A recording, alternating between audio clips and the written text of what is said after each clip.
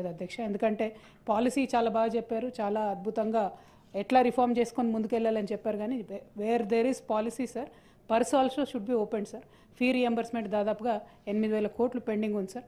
అట్లానే జైపాల్ రెడ్డి గారు రుణం తీర్చుకోవడానికి ఆల్రెడీ పాలమూరు రంగారెడ్డికి అంబేద్కర్ గారి పేరు తీసి జైపాల్ రెడ్డి గారి పేరు పెట్టినారు సార్ మీరు.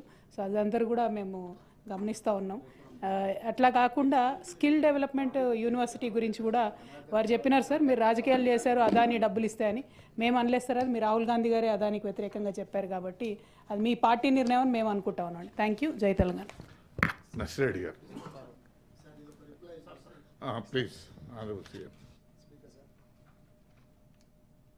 అంబేద్కర్ పేరు మార్చింది ప్రాజెక్టు రెండింటిని వారి దృష్టిలో లేనట్టుంది. Doctor Babasaheb Ambedkar Pranahita Chevella project chairman sir Sujala Sravanthi Venkataswamy garu ఆ రోజు పట్టుబట్టి ఆ పేరు పెట్టిండ్రు. తర్వాత వచ్చిన ప్రభుత్వం వారు ప్రాతినిధ్యం వహించినప్పుడే డాక్టర్ బాబాసాహెబ్ అంబేద్కర్ గారి పేరు తొలగించడం జరిగింది. మహబూబ్నగర్లో నేను ఆ ఊరు నుంచే వచ్చిన, అక్కడి నుంచే వచ్చిన. పాలమూరు రంగారెడ్డి ఎత్తిపోతలకి ఏ పేరు లేదు. పాలమూరు రంగారెడ్డి ఎత్తిపోతలు ఉంచుకుంటూనే జైపాల్ రెడ్డి గారి పేరు పెట్టడం జరిగింది. దానికి ఎలాంటి వేరే పేరు లేదు. కాబట్టి దాంట్లో అంటే వారికి ఇంకేదైనా జైపాల్ రెడ్డి గారి మీద ప్రత్యేకమైన అభిమానం ఉంటే వారు పెట్టమంటే హైదరాబాద్ మెట్రోకి కూడా పెడతాం. ఎందుకంటే అర్బన్ డెవలప్మెంట్ మినిస్టర్గా వారే హైదరాబాద్కు మెట్రో తీసుకొచ్చిండ్రు. సో ఆ మెట్రోకి కూడా జైపాల్ రెడ్డి గారి పేరు పెట్టినా తప్పులేదు. దక్షిణాది రాష్ట్రాల నుంచి ఏకైక ఉత్తమ పార్లమెంటేరియన్. తెలంగాణ రాష్ట్రం సాధించినప్పుడు తలుపులు మూసి తెలంగాణ బిల్లును ఆమోదింపజేసిన నాయకుడు జైపాల్ రెడ్డి గారు. తమరు ప్రత్యక్ష సాక్షి. అన్ని రకాలుగా ఒప్పించి మెప్పించి ప్రతిపక్ష నాయకురాలు సుష్మా స్వరాజ్ గారిని కూడా కాన్ఫిడెన్స్లోకి తీసుకొని ఈరోజు కూడా చర్చ తెలంగాణ బిల్లు పాస్ అయినప్పుడు పార్లమెంటు తలుపులు మూసిండ్రని, చర్చ లేకుండా ఆమోదింపజేసిండ్రని, లైవ్ కట్ చేసి తెలంగాణ బిల్లు ఆమోదించిండ్రని, ఇన్ని చర్చలకు అన్నిటికీ సూత్రధారి పాత్రధారి జైపాల్ రెడ్డి గారు. వారు నాకు బంధువు అనే దానికంటే బంధువుగా వారితో నాకేం మీకు తెలుసు, రాజకీయంగా మీకు తెలుసు నాకు వారితో ఉన్న ఎంత గొప్ప అనుబంధం ఉందో. కాకపోతే వారితో నాకు భిన్నాభిప్రాయాలు ఉన్నాయని చెప్పి వారు చేసిన తెలంగాణకు లేకపోతే ఇక్కడ ప్రాంతానికి చేసిన సేవల్ని మనం ఇగ్నోర్ చేయలేము. ఉత్తమ పార్లమెంటేరియన్ మనందరికీ తెలంగాణ జాతికి పివి నరసింహారావు గారి తర్వాత ఆ స్థాయిలో గౌరవింపబడే వ్యక్తి తెలంగాణ ప్రాంతం నుంచి జైపాల్ రెడ్డి గారు. I'm happy for that. ఆయన పేరు పెట్టడం అనేది సహేతుకం. పాలమూరు జిల్లాలో ఉన్న పాలమూరు రంగారెడ్డి ఎత్తిపోతులకి.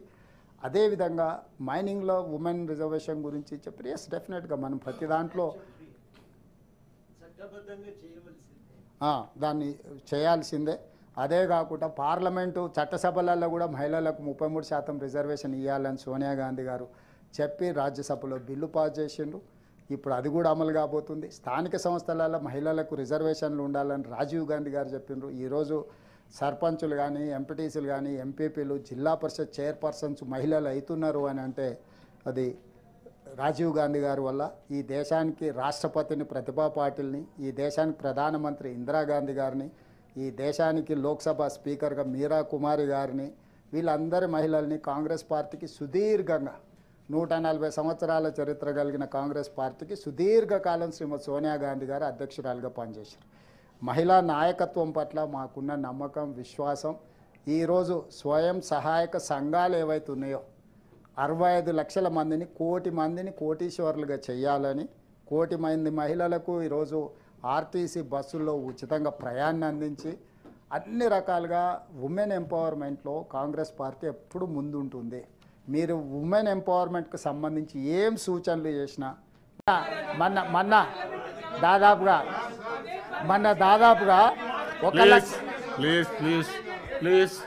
చెప్పండి చైర్మన్ సార్, మొన్న 15 నెలల అప్పుల మీద అక్కడ సభలో నేను చెప్పిన 1,58,000 పైచిలుకు కోట్ల రూపాయలు ఈ 15 నెలల్లో రాష్ట్ర ప్రభుత్వం అప్పు చేస్తే 1,53,000 కోట్లు గత 10 సంవత్సరాలు నడిపించిన ప్రభుత్వం చేసిన అప్పులకు తప్పులకు అసలు మిత్తి 2 కలిపి చెల్లించినాం.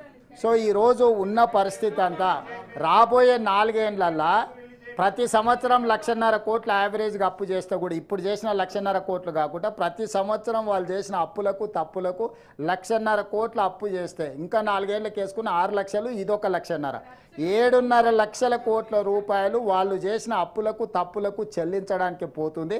అందుకే ఫీజు రియంబర్స్మెంట్ కొంత ఆలస్యమైంది. స్ట్రక్చర్డ్గా నెక్స్ట్ ఫైనాన్షియల్ ఇయర్లో 12 విడతలుగా విభదీసి గత అప్పులు ఏవైతే గతంలో మాకు ఏదైతే లయబిలిటీ కింద వచ్చినాయో వాటిని ఏప్రిల్ 1 తారీఖు 2025 నుంచి మార్చి 31 2026 ఒక సంవత్సరంలో 12 ఇన్స్టాల్మెంట్ల కింద ఇప్పటి వరకు ఉన్న అప్పులన్నిటిని కూడా 12 ఇన్స్టాల్మెంట్లలో అన్ని విద్యా సంస్థలకు చెల్లిస్తాము. మేము వచ్చిన తర్వాత ఏవైతే తీసుకున్నామో ఆ టైంలో చెల్లిస్తాము. మీరు ఎవరి దగ్గరికి తిరగకండి, ఎవరి దగ్గరికి పోకండి. 12 ఇన్స్టాల్మెంట్ పాత బకాయిలు చెల్లించే బాధ్యత, కొత్త టైమ్లీ పేమెంట్ చేసే బాధ్యత మాది. తప్పకుండా ఆ బాధ్యత మేము తీసుకుంటాము. ఎవరు ఆందోళన చెందాల్సిన పని లేదు. పాత బకాయిలు పెట్టి రాష్ట్రాన్ని దివాలా తీయించి కొంతమంది హ్యాపీగా లైఫ్ ఎంజాయ్ చేస్తున్నారు, రిటైర్డ్ లైఫ్. సో ఆ రిటైర్డ్ లైఫ్ ఎంజాయ్ చేసే వాళ్ళ లయబిలిటీస్ మేము తీసుకొని ముందుకెళ్తున్నాం. డెఫినెట్గా ఫీజు రియంబర్స్మెంట్ చేసే బాధ్యత మాది. ఎందుకంటే ఆ పథకాన్ని ప్రవేశపెట్టిందే మేము. చైర్మన్ సార్, ఫీజు రియంబర్స్మెంట్ ప్రవేశపెట్టిందే మేము, కనిపెట్టిందే మేము, ప్రవేశపెట్టిందే మేము, అమలు చేసిందే మేము. మధ్యలో కొంత అంతరాయం కలిగింది. ఆ అంతరాయాన్ని సరిదిద్ది మళ్ళీ మెయిన్ స్ట్రీమ్లోకి తీసుకొచ్చే